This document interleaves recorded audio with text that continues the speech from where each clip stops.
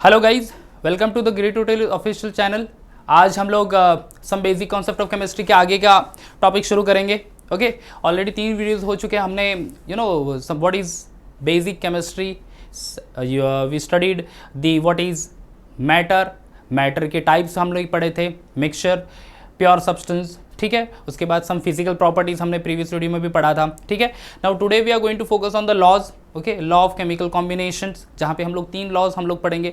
Law of conservation of mass, second one पढ़ेंगे law of definite proportion है, तो third one is law of multiple proportion. So guys, आप end तक video में रहना, तीनों लॉ अच्छे से पढ़ लेंगे यहाँ पे स्टेटमेंट और एग्जाम्पल के साथ गाइज। ओके, सो शुरू करते हैं फिर पहला law, that is law of conservation of mass, ठीक है। Law of conservation of mass, देखो guys, in the lower class only you studied the law of conservation of energy. आपने पढ़ा होगा energy can neither be created nor be destroyed, it can be convert from one form into the other form. Okay, ये सब को statement अच्छे से by heart कर चुके थे हम लोग, बराबर। और ऑलरेडी 9 क्लास में, 10 क्लास में ये सारी चीज़ें हम लोग अच्छे से पढ़ चुके हैं, बराबर है ना। क्या पढ़े थे हम? Energy can neither be created nor be destroyed, it can be convert from one form into the another form, बराबर, क्लियर। ओके, अब एक्चुअली एनर्जी मिलती कहाँ से है, कहाँ से आएगी वो एनर्जी? एनर्जी डेफिनेटली मैटर से आएगी। ओके, मैटर होगा तो डेफिनेटली एटम रहेगा वहाँ पे, एटम होगा तो उसका कुछ मास होगा यहाँ पे। Okay, so this law of conservation of mass is related with that energy only, indirectly it is related with the matter, and in short we can say that it is related with the mass of the matter. समझ में आ गया guys? Understood क्या है वो चीज? Okay, so let's start with the definition, will try to understand in deep again कि what is exactly this law of conservation of mass. See the statement is the mass can neither be created nor be destroyed. Okay, this is the proper statement of this law of conservation of mass. The law states that the mass can neither be created nor be destroyed during the chemical combination. इसका मतलब ये हुआ guys कि हम लोग जितना समझ लो reaction कर रहे हैं और जितना नंबर ऑफ से reactant and the total mass of reactant use कर रहे हैं, सेम और equivalent quantity of a product will be getting at the end of the reaction. समझ में आ रहा है ये चीज? ओके, जितना कोई भी रिएक्शन कर रहे हैं हम लोग, समझ लो कोई मेटल बर्न कर रहे हैं या फिर नॉन मेटल बर्न कर रहे हैं टू फॉर्म्स मेटल ऑक्साइड और नॉन मेटल ऑक्साइड। ओके, तो जो भी इतना भी अमाउंट रिएक्टेंट का यूज करेंगे, same quantity of a product will be getting at the end of the chemical reaction. इसी का मतलब हो गया कि total mass of reactant is exactly equal to total mass of the product.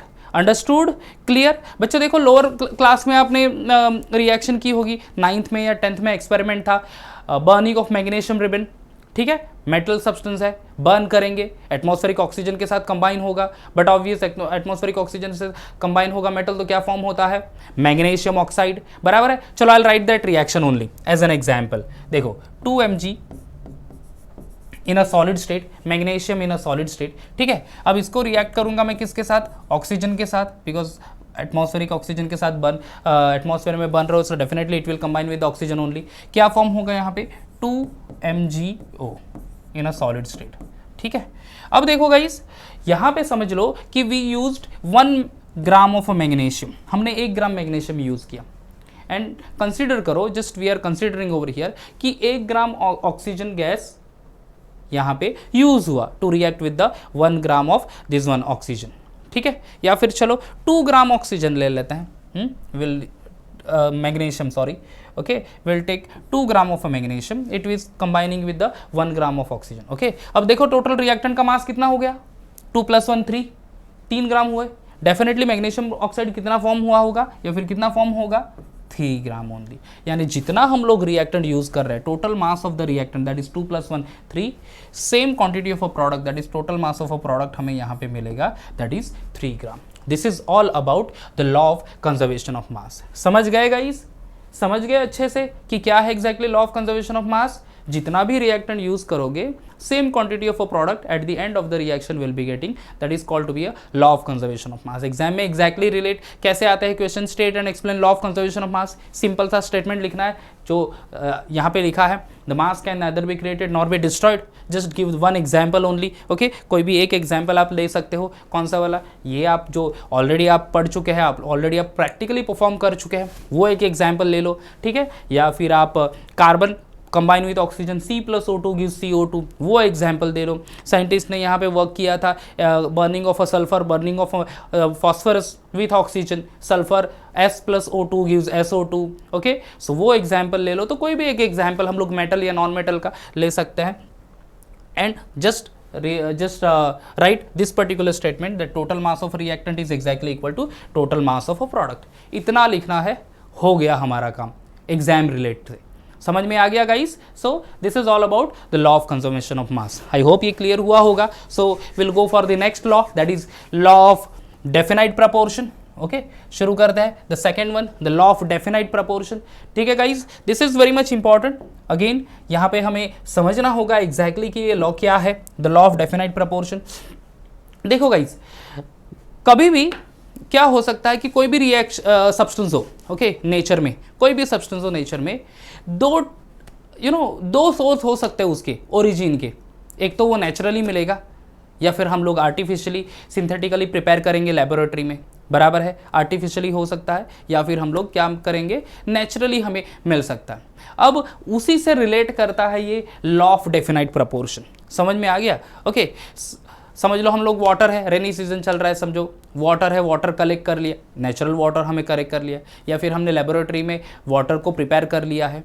जो भी परसेंट होगा, परसेंटेज किसका, जो वाटर में एलिमेंट है वो, that is hydrogen and oxygen. समझो जो भी परसेंटेज होगा of that hydrogen and oxygen will be same in natural originated water as well as synthetically prepared water. समझ में आ गया चीज़? यानी नेचुरली हमने वाटर कंटेंट ले लिया, वहाँ पे जो हाइड्रोजन का परसेंट है, वहाँ पे जो ऑक्सीजन का परसेंट है, उतना ही percentage of hydrogen and oxygen you will be getting in artificially prepared water. That is all about the law of definite proportion. Let's start with the statement first, the law of definite proportion. See, the statement is the given compound always contain exactly the same proportion of an element by weight. ठीक है, क्या कहा है? The given compound always contain exactly the same proportion of an element. Okay, कोई भी element है, exactly जो proportion of element है in this compound only, that will be same in terms of their weight, in terms of their mass. That is all about the law of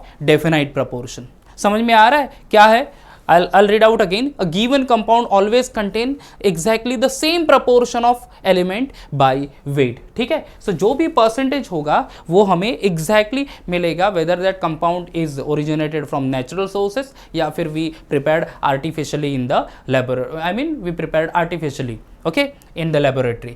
ठीक है, so that is all about the law of definite proportion. ठीक है, एक example ले लेते हैं book का ही, जो बुक में दिया है example, that is copper carbonate का दिया है, दैट इज CuCO3। ठीक है, अब यहाँ पे बच्चों ये भी बहुत इंपॉर्टेंट है कि परसेंटेज कैसे निकलते हैं हर एक एलिमेंट के, that is also very much important to understand. Okay, how will find out the percentage of an element.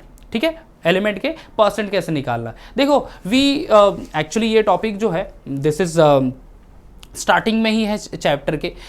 हमें इस चैप्टर में एटॉमिक मास पढ़ना है, हमें इस चैप्टर में मोलार मास पढ़ना है, हमें इस चैप्टर में परसेंट कैसे निकालते हैं किसी भी एलिमेंट का, ये भी एक्चुअली दूसरे वाले चैप्टर में हमें पढ़ना है। इसके बाद सेकंड चैप्टर आएगा, उसमें वो एक्चुअली चीज़ पढ़नी है। But atomic mass and molar mass is here only. Atomic mass यानी क्या? The number of sum of proton and neutron present in the nucleus, that is atomic mass. Just अच्छे से सुन लेना, मैं अच्छे से ये जस्ट एक रफली स्टेटमेंट बता रहा हूँ और उससे आपको शायद से समझ में आ जाएगा कि व्हाट इज एटॉमिक मास, और एटॉमिक मास से हमें पता चलेगा व्हाट इज मोलार मास। ठीक है, तो एटॉमिक मास है समझ लो, तो एटॉमिक मास यानी क्या? The sum of proton and neutron, बराबर है। What is molar mass of the compound? जितने भी एटम्स होंगे इन एलिमेंट ओनली, जैसे कि यहाँ पे कॉपर है, कार्बन है, ऑक्सीजन है, तो इन सब का एटॉमिक मास ऐड कर दो, बराबर है। What ever the number will be coming that will be the molar mass. जैसे अगर वाटर का एग्जाम्पल मैं सिंपली ले रहा हूँ, हाइड्रोजन का एटॉमिक मास है 1, ऑक्सीजन का एटॉमिक मास है 16, तो 1 × 2 + 16, क्योंकि 2 हाइड्रोजन एटम है, तो सो 1 × हमें मल्टीप्लाई करना पड़ेगा विद द 2, तो 2 + 16 दैट इज 18, तो 18 यूनिफाइड मास ये हो जाएगा molecular mass of the hydrogen, and molar मास होगा 18 ग्राम ओनली। ओके, तो इस वे से हम लोग आइडेंटिफाई वो फाइंड आउट करेंगे। नेक्स्ट एक परसेंटेज कैसे फाइंड करते हैं। एटॉमिक मास मैंने क्लियर कर दिया, मैंने आई होप आपको समझ में आया होगा, मैंने मोलार मास क्लियर कर दिया। ओके, परसेंट कैसे फाइंड करेंगे? परसेंट कैसे फाइंड करते हैं? ओके, परसेंटेज इज, यहाँ पे लिखता हूं मैं, okay, mass of that substance upon its molar mass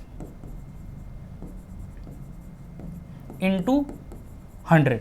ये फॉर्मूला है परसेंट फाइंड करने का। मास यानी डेफिनेटली हम लोग एटॉमिक मास लेंगे। अगर वाटर है समझ लो, तो वाटर का एटॉमिक मास है, वाटर में हाइड्रोजन का परसेंट फाइंड आउट करना है मुझे, ठीक है। If I how to find out the percentage of hydrogen, तो वाटर में उसका मास रहेगा 2, क्योंकि एक 2 हाइड्रोजन एटम है, एक का हाइड्रोजन का एटॉमिक मास होता है 1, तो 1 + 1 2 divided by molar mass of hydrogen is 18, water is 18 into 100. So 2 is the atomic I mean you can say the mass of that hydrogen, the 2 hydrogen atom divided by molar mass. molar mass कितना, किसका, जो hydrogen जिस compound का हम लोग consider कर रहे हैं वो, जैसे कि यहाँ पे वाटर कंसिडर कर रहे हैं, तो that is 18 into 100, what ever I think so 11.11 आता है यहाँ पे आंसर। तो 11.11% उसका टोटल प्रपोर्शन है हाइड्रोजन का इन द वाटर ओनली, ठीक है। Same way we can go with the oxygen. Oxygen का यहाँ पे मास अलग हो जाएगा, एक ऑक्सीजन आइटम होता है वाटर में, तो 16 डिवाइडेड बाई 18 into 100, उसका एक्चुअली परसेंट आता है 88.88। So this way we can find out the percentage. So guys मैंने रफली आइडिया बता दिया है कि how will find out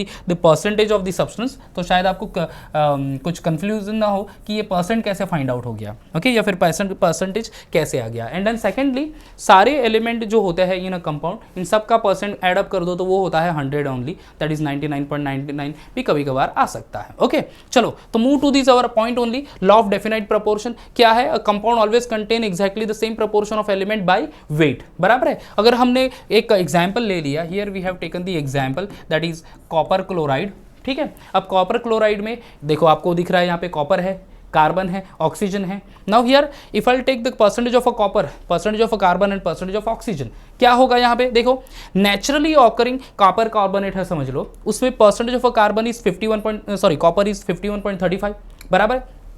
percentage of a carbon is 9.74% and the percentage of oxygen is 38.91%, okay. तो जो कहीं से मुझे नेचुरल रिसोर्सेज से कॉपर कार्बोनेट मिला, उसमें मैंने कॉपर का परसेंट फाइंड किया, 51.35% मिल गया, कार्बन का 9.74% मिल गया, ऑक्सीजन का 38.91% मिल गया मुझे, क्लियर, ओके। अब मैंने लेबोरेटरी में कॉपर कार्बोनेट प्रिपेयर किया and then I find out the percentage of copper carbon as well as the oxygen, okay. तो कितना परसेंट मिला देखो, तो यहाँ पे सिंथेटिक मटेरियल में कॉपर का percent same as that of natural copper carbonate, that is 51.35।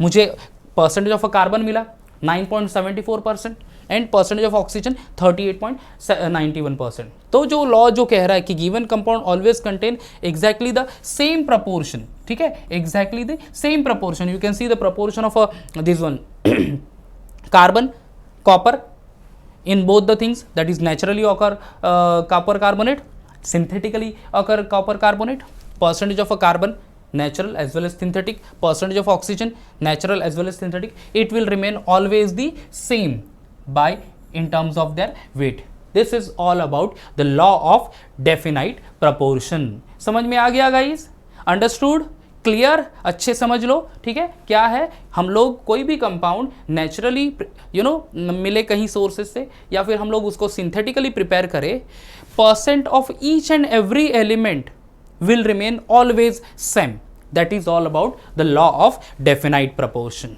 I hope ये क्लियर हुआ होगा। Law of conservation of mass complete कर लिया हमने इस वीडियो में, law of definite proportion complete कर लिया हमने इस वीडियो में। चले जाते हैं on the next one, that is law of multiple proportion, ठीक है, लॉ ऑफ मल्टीपल प्रपोर्शन, ठीक है। See here the law of multiple proportion, देख लेते हैं क्या है एग्जैक्टली।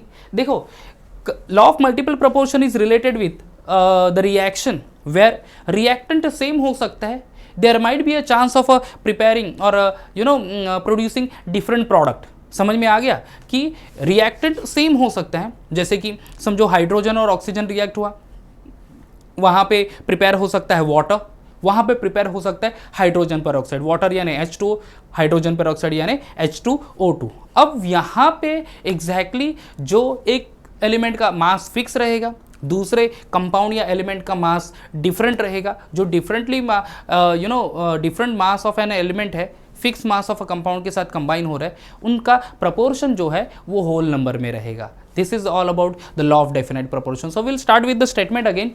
स्टेटमेंट देख लेते हैं फटाफट और उसके बाद फिर एग्जाम से पेपर से समझते हैं कि एग्जैक्टली क्या कहना चाह रहा है ये law of definite proportion. See here it is given over here that when the two element okay when the two element, समझ लो यहाँ पे एलिमेंट कौन सा है, A and B, when the two element A and B form more than one compound, देखो मैं बता रहा था जैसे कि दो एलिमेंट रिएक्ट हुए, चांसेस है कि दो या दो से ज्यादा कंपाउंड फॉर्म हो सकते हैं, ठीक है। So when two element say A and B just general element लिए हैं यहाँ पे, okay, come forms into more than one compound, then the masses of element of B, okay, that is the second element over here, जैसे example मैंने ले रहा हूं यहाँ पे हाइड्रोजन और ऑक्सीजन का। So the masses of oxygen over here that combine with a given mass of a A, okay, given mass of A, यानी यहाँ पे ए हमारा हो गया hydrogen for example, okay. So masses of oxygen that combine with a given mass of this one hydrogen, always in the ratio of small whole number, okay, always in the ratio of small whole number। तो जो second element react हो रहा है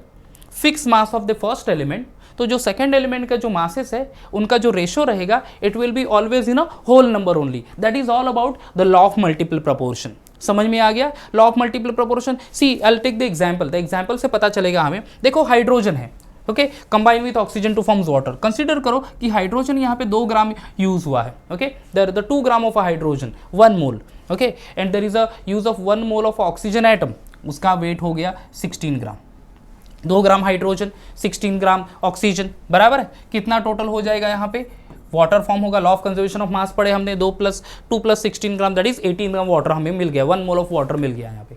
चलो hydrogen peroxide है, I will take the 2 gram only, okay, same fix mass of hydrogen यहाँ पे react हुआ, but here 32 gram of oxygen form हो रहा है, ऑक्सीजन H2O2 में, ओके, यहाँ पे O2 यानी 2 oxygen atom is combining that is having mass 32 ग्राम।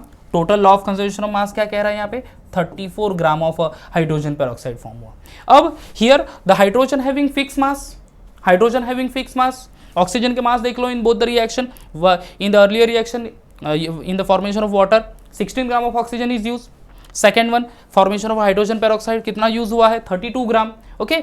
तो यहाँ पे अगर हम लोग ये ऑक्सीजन का मास ले ले which combine with the fix mass of hydrogen in both the reaction, so the masses of oxygen that is 16 gram is to 32 gram, that can be also written as 1:1:2 gram, so that 16:32 this is whole number, या फिर you can go with 1:2 that is whole number। so whatever the oxygen masses of oxygen that combine with fixed mass of a hydrogen always present in a whole number ratio, always present in the whole number, small whole number ratio, so that is 16:2 or 1:2। this is all about the law of multiple proportion। समझ में आ गया ये चीज? अगर दो element combine होके दो या से ज़्यादा प्रोडक्ट, एक से ज़्यादा I can say product form कर रहा है, तो फिर जो fix mass of a element है एक, जो different mass of element second से रिएक्ट हो रहा है, तो जो भी सेकंड एलिमेंट के डिफरेंट मासेस है वो होल नंबर में होगा, उनका रेशियो जो होगा in both the reactions that will be in a whole number only. This is all about the law of multiple proportion. Understood guys? So यहाँ पे हमने 3 लॉ तीनों अच्छे से क्लियर कर लिया है। लॉ ऑफ डेफिनेट, देखो यहाँ पे देख लो,